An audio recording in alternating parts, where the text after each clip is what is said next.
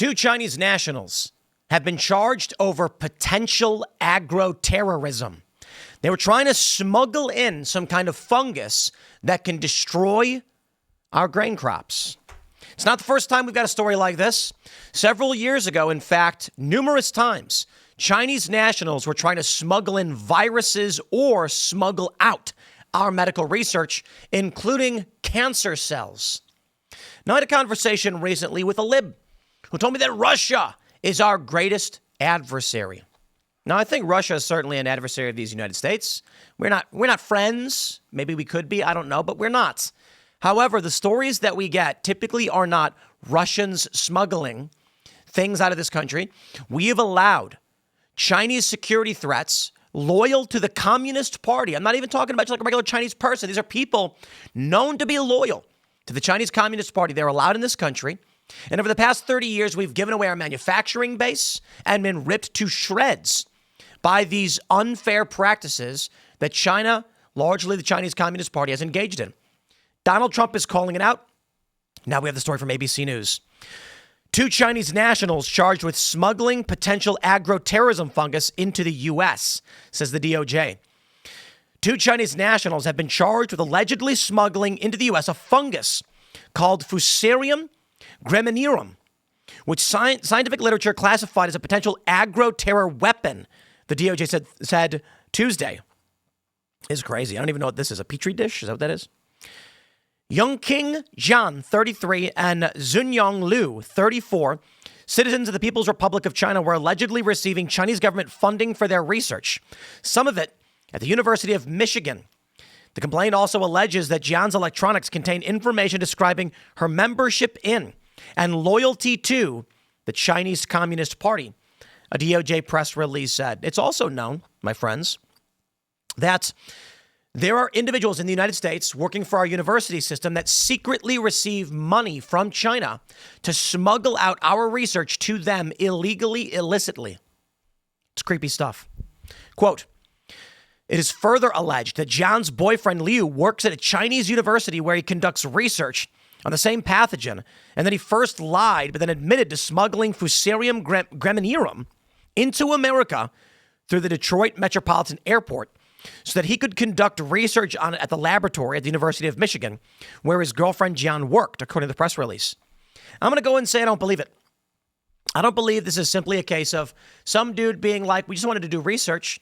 I think we you know what? It doesn't matter what I think. We have to err on the side of this was intended to destroy crops and cause economic damage to the United States. With Donald Trump's trade war, or whatever you want to call it, the tariffs, China's playing hardball. They know that if Trump launches heavy tariffs and maintains them, their manufacturing is going to shutter. They rely on us, but they're pulling from us, our labor market. They're extracting from us. So how about they destroy our food crops, a large portion of the exports of our country, what little we do have, indeed. And I don't know for sure, but I don't think it matters. The U.S. government must operate under the pretense that this is an attack or was intended to be a malicious strike on the United States. Attorney General Pam Bondi said in a statement that the DOJ has no higher mission than keeping the American people safe and protecting our nation from hostile foreign actors who would do us harm. Thanks to the hard work of our excellent DOJ attorneys, this defendant, who clandestinely attempted to bring a destructive substance into the U.S., will face years behind bars, the Attorney General said. The FBI says it causes head blight, a disease of wheat, barley, maize, and rice, and is responsible for billions of dollars in economic losses worldwide each year. The alleged actions of the Chinese nationals, including a loyal member of the CCP, are of the gravest national security concerns. These two aliens have been charged with smuggling a fungus that has been described as a potential agro-terror weapon into the heartland of America, where they apparently intended to use a University of Michigan laboratory to further their scheme, said U.S. Attorney Jerome Gorgon. Today's criminal charges levied upon Yongqing Zhan and Zunyong Liu are indicative of CBP's critical role in protecting the American people from biological threats that could devastate our agricultural economy and cause harm to humans. especially when it involves a researcher from a major university attempting to clandestinely bring potentially harmful biological materials into the U.S. U.S. CBP Director Marty C. Rayborn said. Now, I'll tell you why. This is an attack. I think this was terror. Why? If you're working for a university and doing research, you're not smuggling anything in. There's no way you are. This is like if you're claiming a legitimate research project, they know about it. What kind of research are you going to be doing clandestinely with this fungus? So much so that you had to sneak it into the country. Are they going to have a lab set up to contain this particular strain of fungus? Is there going to be an allotment of funding and tools for this fungus, all while the university has no idea you have it? Probably not. In which case, under the guise of being a researcher, they were trying to smuggle in these funguses. They said Jana was scheduled to appear Tuesday afternoon in federal court in Detroit for her initial appearance on the complaint, the DOJ said. The affidavit alleges that John and Lou were dating and also researching the biological pathogen, and when questioned about smuggling the pathogen into the U.S., lied to authorities at the Detroit airport. Interesting. On July 27th, 24, Lou entered the United States and told authorities he was visiting his girlfriend and then returning to China to start his own laboratory in China. He allegedly said that he had no work materials, but upon a secondary screening of his luggage, authorities found tissues concealed a note in Chinese. Interesting. A round piece of filter paper with a series of circles drawn on it, and 4 clear plastic baggies with small clumps of reddish plant material inside. He told authorities he didn't know how the materials ended up in his bag and suggested someone placed them there without his knowledge, officials said. But after further questioning, he admitted to placing them in the bag. He wasn't arrested at the time. Liu stated that he intentionally hid the samples in his backpack because he knew there were restrictions on the importation of the materials. Liu confirmed that he had intentionally put the samples in a wad of tissues so CBP officers would be less likely to find and confiscate them, and he would continue his research in the United States. The University of Michigan put out a statement late Tuesday afternoon. We strongly condemn any actions that seek to cause harm, threaten national security, or undermine the university's critical public mission, the school statement said. It is important to note that the university has received no funding from the Chinese government in relation to research conducted by the accused individuals. We have and will continue to cooperate with federal law enforcement in its ongoing investigation and prosecution. Yes, but how many Americans are in on the take? How many Americans are secretly getting paid by China to do research like this, and they claim on the books they're not actually getting paid? Take a look at these stories from Yahoo News. Suspected SARS virus and flu samples found in luggage. FBI report describes China's biosecurity risk. Really? March 30th, 2020. In late November of 2018, just over a year before the first coronavirus case identified in Wuhan, U.S. CBP agents at Detroit, once again the same airport, stopped a Chinese biologist with 3 vials labeled antibodies.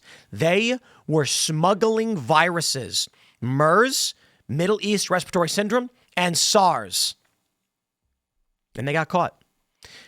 Here's another story from the New York Times. Stolen research. Chinese scientist is accused of smuggling lab samples. Let me explain, y'all. They like to come out and say that Russia's our greatest adversary. And maybe because of that view, we don't let Russians do these things. But the idea that China is able to get away with this, that this is, that they have the, what is it called? The 1,000 talents? Let me see if I can pull this up. It might have been the 1,000 talents plan. Take a look at this. Here we go from Wikipedia. The 1,000 talents plan, or Overseas High-Level Talent Recruitment Program, is a program by the CCP to recruit experts in science and technology from abroad, principally but not exclusively from overseas Chinese communities. Let me show you this. There was a professor took money from China, arrested, and I think more than one, to be completely honest. Harvard University, what is this? 2020. I'm not even going to read it. I'm just going to pull it up and see what it says. Harvard University professor and 2 Chinese nationals charged in 3 separate China-related cases. Dr. Charles Lieber, 60, chair of the Department of Chemistry and Chemical Biology at Harvard University, was arrested this morning and charged by criminal complaint with 1 count of making materially false materially false, fictitious, and fraudulent statements. He will appear this afternoon before Magistrate Judge Marion B. Bowler in federal court. And so they say, according to documents, he had, take a look at this. He's received more than $15 million in grant funding from the NIH and Department of Defense. These grants require the disclosure of significant foreign financial conflicts of interest, including financial support from foreign governments or foreign entities. Unbeknownst to Harvard University, beginning in 2011, Lieber became a strategic scientist at Wuhan University in China and was a contractual participant in China's 1,000 Talents Plan from about 2012 to 2017. China's 1,000 Talents Plan is one of the most prominent Chinese talent recruit plans that are designed to attract, recruit, and cultivate high-level scientific talent in furtherance of China's scientific development, economic prosperity, and national security. So I'll say it again. These kind of attacks have been ongoing for some time. China's not likely to stop just because we caught two of these people. And I believe it's incredibly likely that the attempt to smuggle in this fungus was an attack on the United States. Damage our economy, damage our agriculture. It is not about, this people don't understand this. They think war is a bomb goes off somewhere. What is the purpose of a bomb, a shooting, or otherwise? To damage a system, right? So if they're attacking civilians, they want you to know they are. Typically, when it comes to warfare and you're engaging in overt kinetic conflict, you are saying, I want to make sure the people know we're doing this. But much of warfare is about cutting off water supply, destroying roads, and sometimes it's not about making sure they know. Right now, we are in cold conflict with China and Russia and many other nations. It tends to be the case that there's always conflict going on in some capacity. We are competing with each other, though we may not be at war directly in terms of bullets flying. China wants to supplant the U.S. global economy. They want to be the unipolar they want to be the unipolar power. So how do you do it? You don't go bomb ships. You don't go to war. You don't fight a land war or a naval war.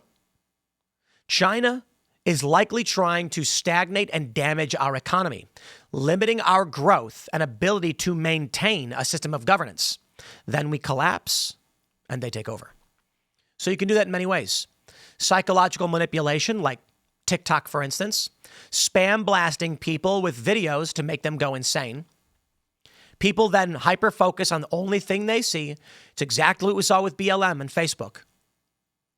The other thing you do, jam up their economy. With a fungus like this, you could cause massive damage to our agricultural system, which is a large, if not one of the largest exports that we do have. So our economy slows down, our growth stagnates, we're not having kids, the economy falters, and the U.S. drops from the top position and China takes over. I guarantee you, China is attacking this country. We know for a fact they are cyber attacking us every single day. We know about numerous instances where they're stealing our intellectual property, where they are smuggling viruses into the country. And this question's about COVID and what COVID did to the global economy. So with a story like this, I think it's plain to see. China is not a friend of this nation. They are our principal adversary. Sure, Russia's bad, but come on. I'm going to leave it there. Smash the like button. Share the show with everyone you know. You can follow me on X and Instagram at Timcast. And my friends, make sure to join our Discord server at timcast.com. If you made it this far, you must really care. And I do appreciate and respect you guys for having watched the full video. So check out timcast.com. Click join us. Get in that Discord server where tens of thousands of people are hanging out. And you can join up, have conversations. If you're trying to figure out how to get started, if you're sitting there saying, I don't know where to begin to make this change, this community can help you. Thanks for hanging out. We'll see you all in the next segment.